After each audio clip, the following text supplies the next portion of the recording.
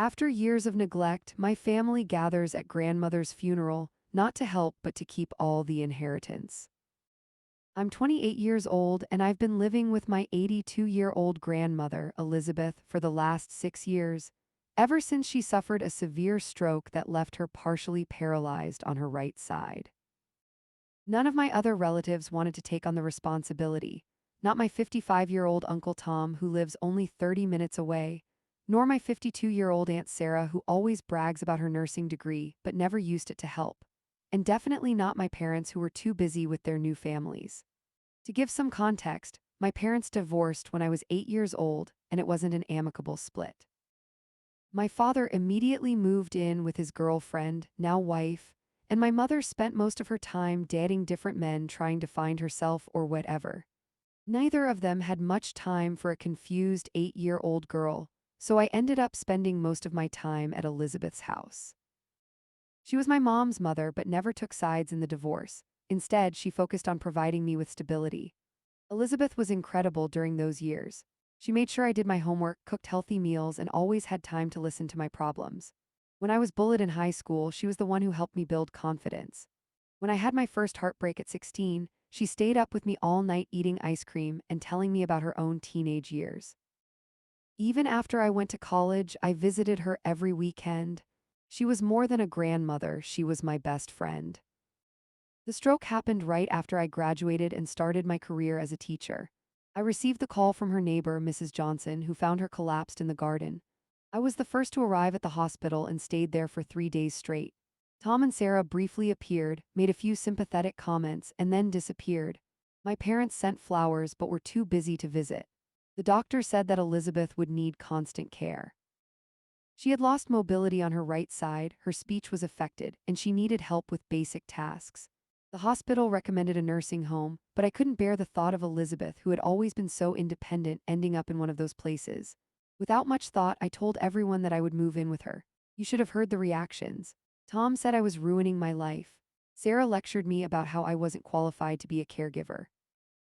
My mother said I was being dramatic and that I should let the professionals handle it. My father didn't say anything, just shook his head in disapproval. The only person who supported my decision was Mark, Elizabeth's 65-year-old friend and lawyer for the last 30 years. He offered to help me with the legal and medical paperwork. I got a teaching job at a school near Elizabeth's house. I adjusted my schedule to be home when she needed me. The first few months were incredibly difficult. I had to learn everything from scratch: how to help her bathe without her falling, how to make sure she took the right medications at the right times, how to assist her with physical therapy exercises.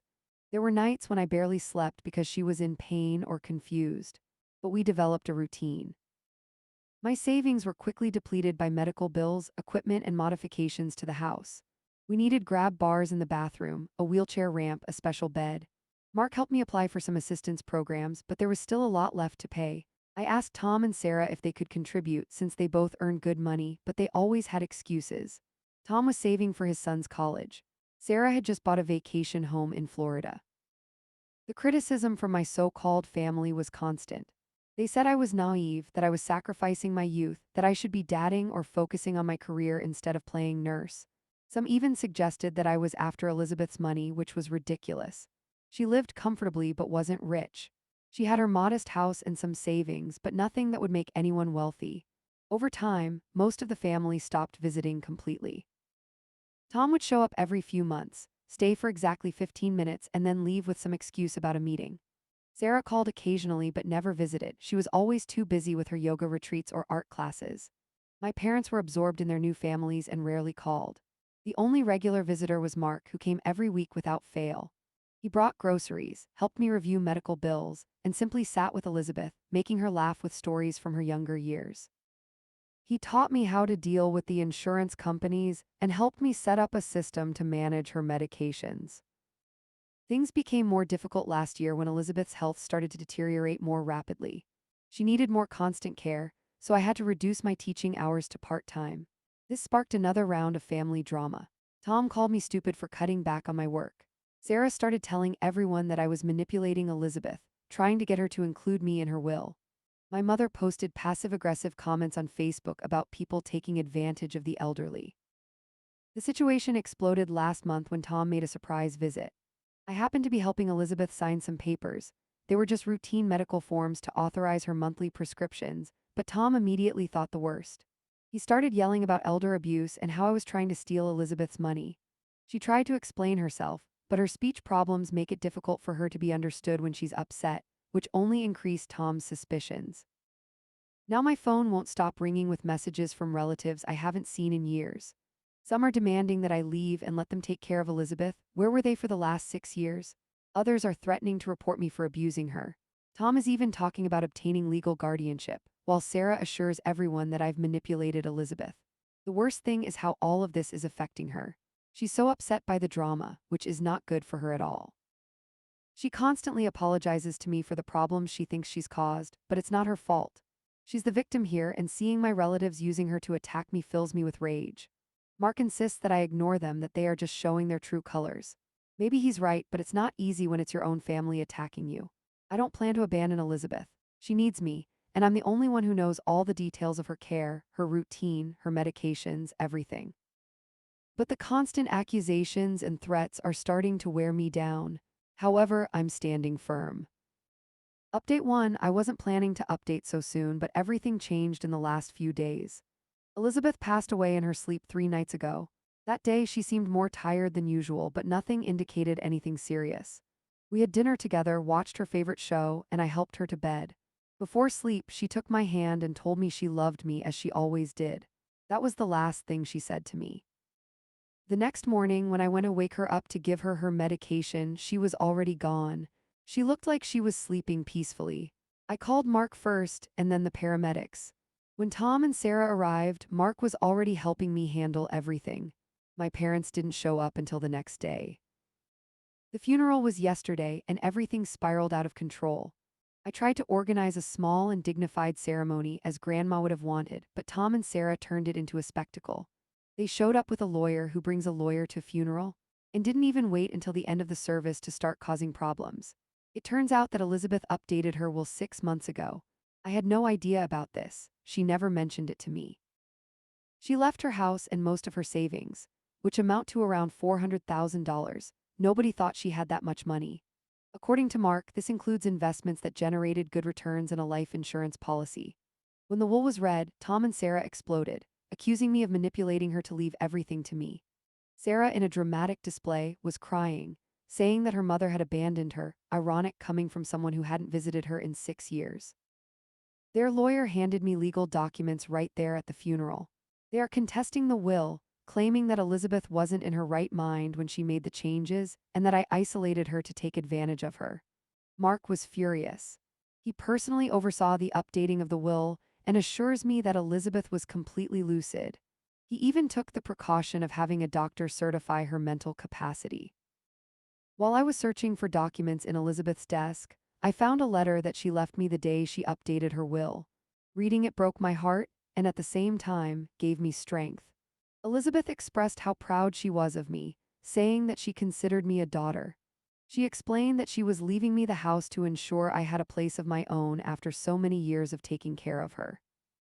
She knew that I would have tried to convince her to divide everything among the family to avoid conflict, but she had made her decision. Anyway, I'm currently in the house, but Tom and Sarah are demanding that I leave until the legal issues are resolved.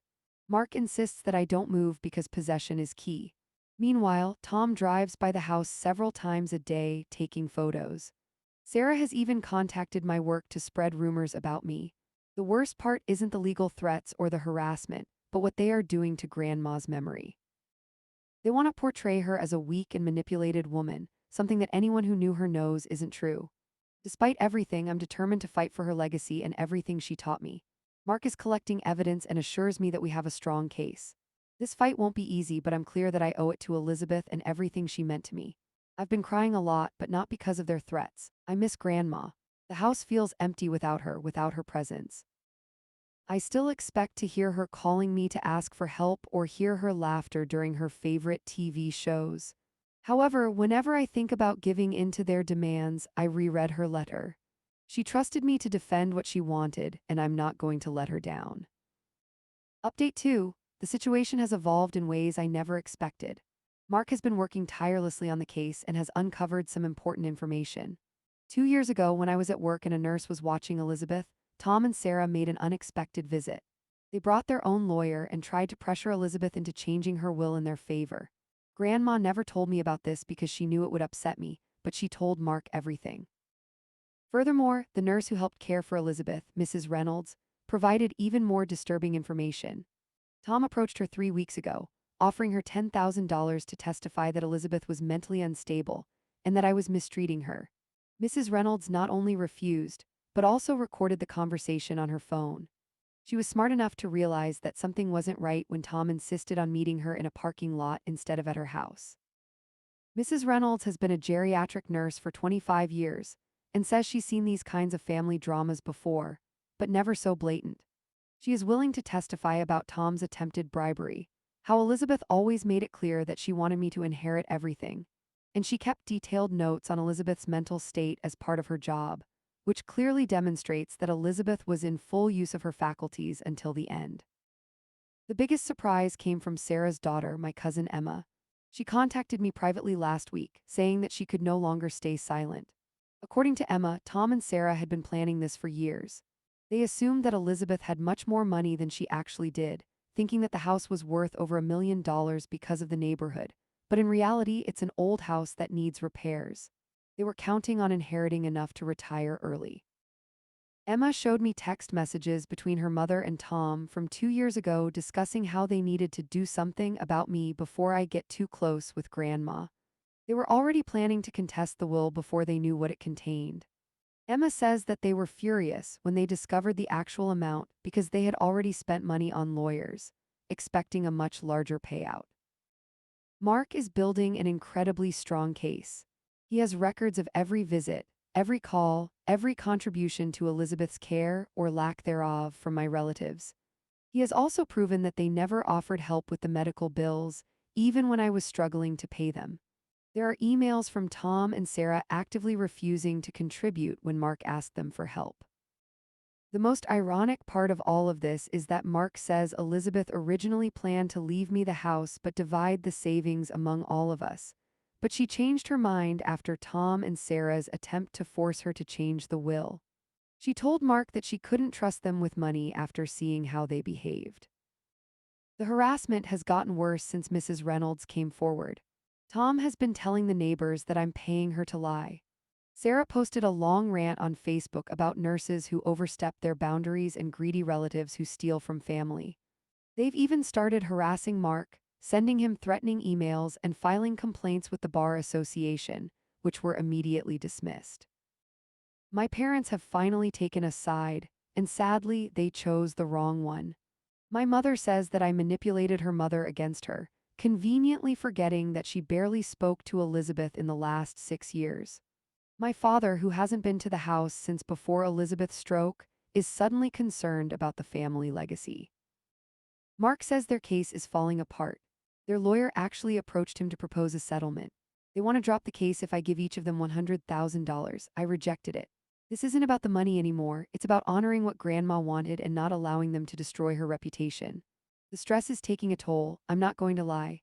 I had to take a leave of absence from work because Tom and Sarah kept calling the school, but I have support. The parents of my students, who knew Elizabeth since she used to pick me up from school, have been bringing meals and offering help. Mrs. Reynolds stops by regularly to check on me, and Mark has been incredible, handling everything with a quiet determination that makes me feel safe, even though he's also paying a price for helping me. Update 3. Finally, the court case has concluded, and we have emerged completely victorious. Tom and Sarah's case didn't simply fall apart, it exploded in their faces. The judge displayed evident anger at the end of the hearings, especially after learning about their attempt to bribe Mrs. Reynolds. The most dramatic moment occurred when Mark presented the recordings he found on Elizabeth's phone. Apparently, she had begun recording conversations after Tom and Sarah's attempt to alter her will. There were multiple recordings where they could be heard mocking her speech difficulties, complaining about having to visit her, and making sarcastic comments about me. In one particularly damning recording, Sarah is heard telling Grandma that she is too much work, and that she should move to a nursing home so everyone can get on with their lives.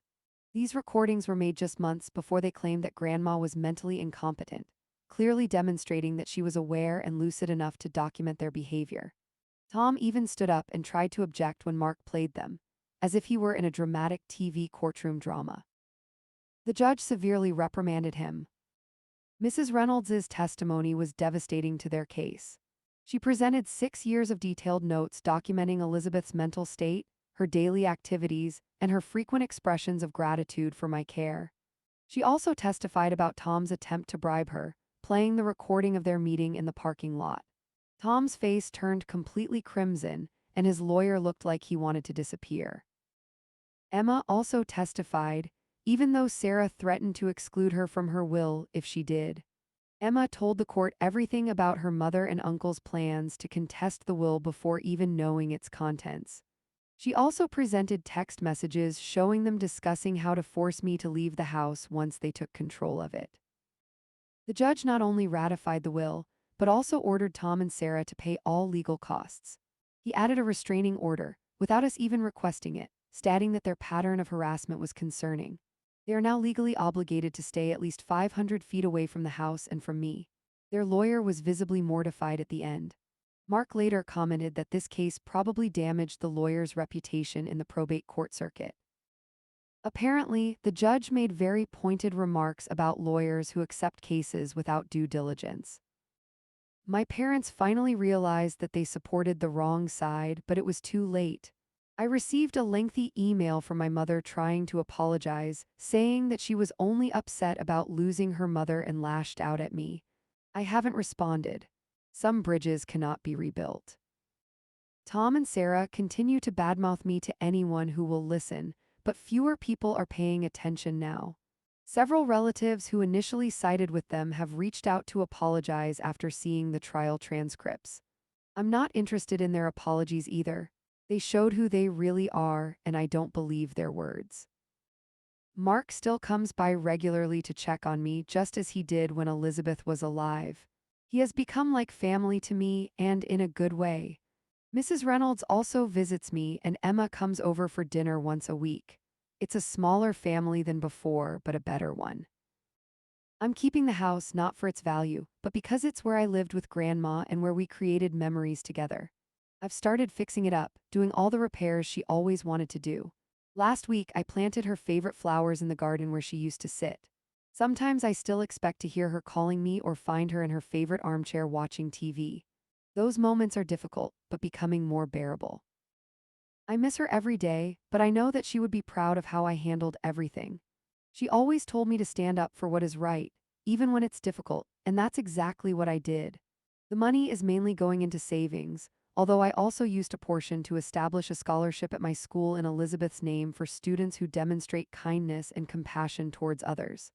I think she would have liked that. It's no longer about the inheritance, but about honoring her memory and the lessons she taught me about family loyalty and doing the right thing.